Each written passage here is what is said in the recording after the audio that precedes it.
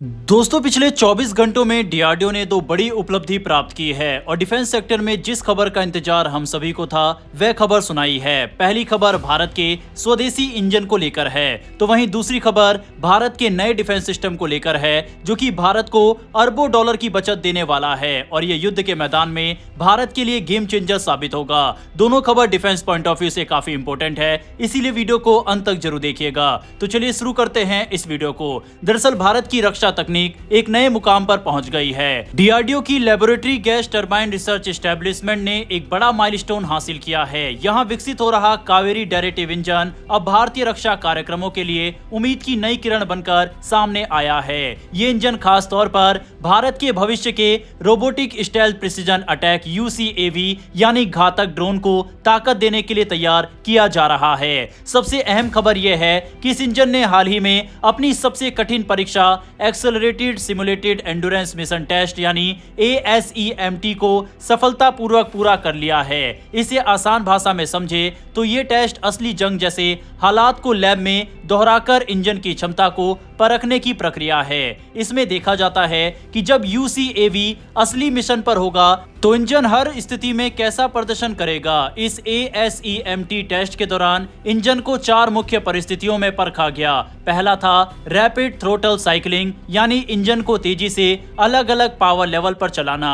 UCAV को कभी लंबे समय तक धीमी स्पीड पर निगरानी करनी होती है और कभी अचानक तेज स्पीड पर जाकर वॉर करना होता है। इंजन ने इन दोनों स्थितियों के बीच तेजी से बदलाव को बखूबी झेला। दूसरा टेस्ट था थर्मल साइकिलिंग यानी इंजन को बार बार तेज गर्मी और ठंडे हालात का सामना कराया गया। यह उसी तरह है जैसे युद्ध के दौरान इंजन अचानक तेजी से स्पीड पकड़ता है और फिर सामान्य हो जाता है। इसमें इंजन की मेटल और कूलिंग टेक्नोलॉजी को परखा गया और KDE ने खुद को बेहद मजबूत साबित किया। तीसरी परीक्षा थी हाई एंड्योरेंस क्रूज रन्स। इसमें इंजन को ऊंचाई पर लंबे समय तक चलाया गया ताकि उसका फ्यूल खपत यानी TSFC चेक किया जा सके। नतीजा ये रहा कि इंजन ने बेहतरीन फ्यूल एफिशिएंसी दिखाई। इसका मतलब है कि भारतीय यूसीएवी अब 1600 नॉटिकल माइल से भी ज्यादा दूरी तय कर पाएगा, यानी दुश्मन की सीमा के अंदर गहराई तक जाकर मिशन पूरा कर सकता है। चौथा और सबसे अहम टेस्ट था इंफ्रारेड सप्रेशन इवैल्यूएशन। आधुनिक युद्ध में सिर्फ ताकतवर होना ही काफी नहीं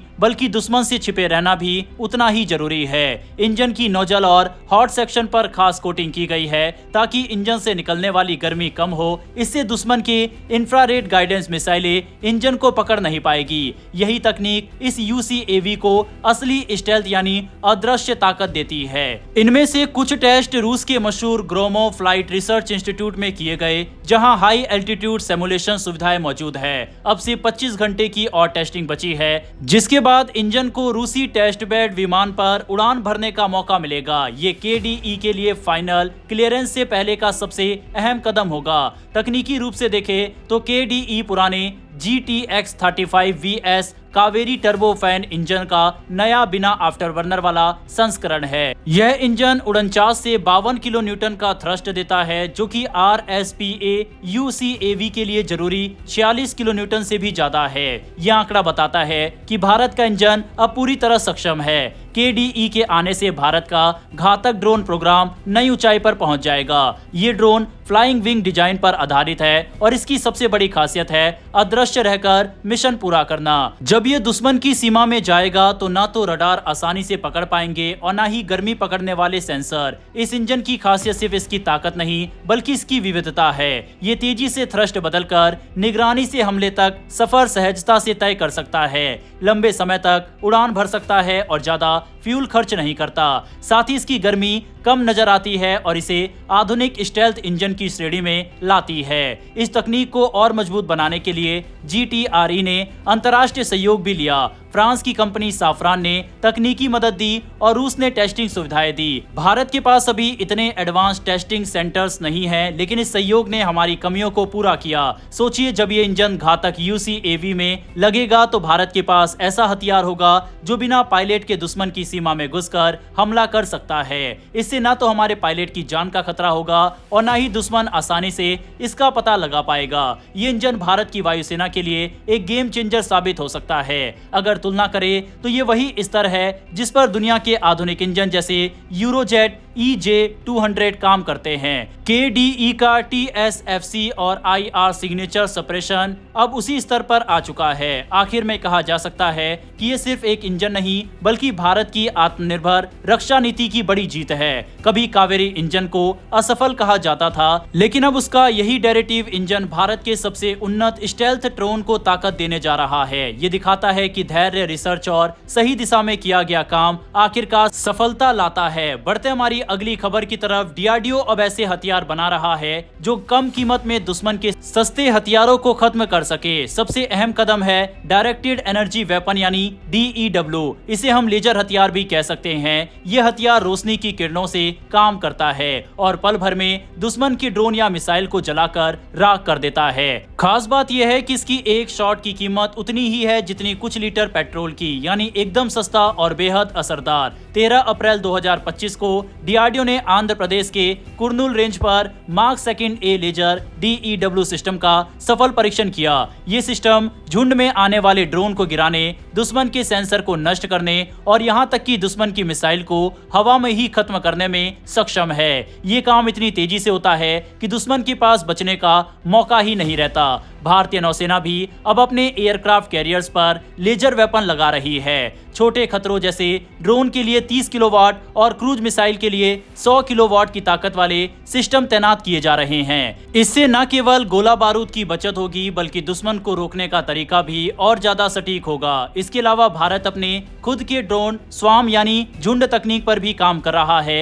डीआरडीओ का कैट्स प्रोग्राम इसमें बड़ा कदम है। इसका अल्फा एस सिस्टम एक ऐसा ड्रोन स्वाम है जिसे हवाई जहाज से लॉन्च करके दुश्मन के डिफेंस लाइन को तहस नहस किया जा सकता है।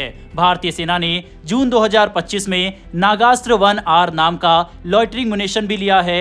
ये सस्ता लेकिन बेहद घातक हथियार है जो सटीक निशाना लगाकर दुश्मन को तबाह कर सकता है। वहीं HAL का लड़ाकू हेलीकॉप्टर प्रचंड अब एंटी ड्रोन प्लेटफॉर्म के तौर पर भी काम किया जा रहा है। इसमें हवा से हवा में मार करने वाली मिसाइलें, छोटे ड्रोन और लॉइटरिंग मुनिशन लगाए जा रहे हैं। इसका मतलब यह है कि पाकिस्तान जैसे देश अगर बड़े ड्रोन का इस्तेमाल करे तो प्रचंड उन पर भारी पड़ सकता है। ऑपरेशन सिंदूर के दौरान भारत ने अपने इंटीग्रेटेड काउंटर UAS ग्रिड का भी इस्तेमाल किया। इसमें सेंसर, जैमर और इंटरसेप्टर शामिल थे जो 1800 किलोमीटर की सीमा पर एक साथ काम करते हैं। BEL का आकाश तीर सिस्टम इस नेटवर्क को जोड़ता है और हर खतरे का रियल टाइम में जवाब देता है। ये पूरी रणनीति एक ही सोच पर आधारित है, दुश्मन का सस्ता हथियार उतने ही सस्ते तरीके से खत्म करना। महंगे सिस्टम जैसे S-400 या बराक 8 बेहद कारगर है, लेकिन इनकी कीमत लाखों करोड़ों डॉलर है। वहीं लेजर वेपन या ड्रोन स्वार्म से भारत उतना ही असर दिखा सकता है जितना दुश्मन, लेकिन खर्च बहुत कम होगा। इसीलिए जून 2025 में डीआरडीओ ने 28 नए इंडिजिनस यानी स्वदेशी हथियारों की इमरजेंसी प्रोक्योरमेंट लिस्ट बनाई। इसमें laser guided bomb, anti drone missile और रुद्रम 1 एंटी रेडिएशन मिसाइल जैसे हथियार शामिल है। साथ ही भारत डायनेमिक लिमिटेड और सोलर इंडस्ट्रीज जैसी कंपनियां अब बड़े पैमाने पर लॉइटरिंग मुनिशन और वी शॉट सिस्टम बना रही है। इससे न सिर्फ लागत घटेगी बल्कि भारत आत्मनिर्भर भी बनेगा। आखिर में समझना जरूरी है कि आने वाले समय में जंग सिर्फ ताकत से नहीं बल्कि दिमाग और खर्च की रणनीति से जीती जाएगी। अगर दुश्मन हजारों के हथियार से हमला करता है तो करोड़ों के हथियार से जवाब देना समझदारी नहीं होगी। डीआरडीओ और भारतीय सेना की यही कोशिश है कि हर खतरे का जवाब उतनी ही कीमत पर दिया जाए और इसी सोच से भारत भविष्य की जंग के लिए तैयार हो रहा है। भारत की इस रणनीति और भारतीय वैज्ञानिकों की इस मेहनत के लिए कमेंट बॉक्स में एक जय हिंद जरूर लिखिएगा। इन्फॉर्मेशन और वीडियो पसंद आई हो तो वीडियो को लाइक करके हमारी आने वाली डेली ऐसी वीडियो के लिए नीचे दिए गए सब्सक्राइब बटन को प्रेस कर बेल आइकन को जरूर दबा ले। फिर मिलेंगे ऐसी एक नई वीडियो के साथ। धन्यवाद। जय हिंद, जय भारत।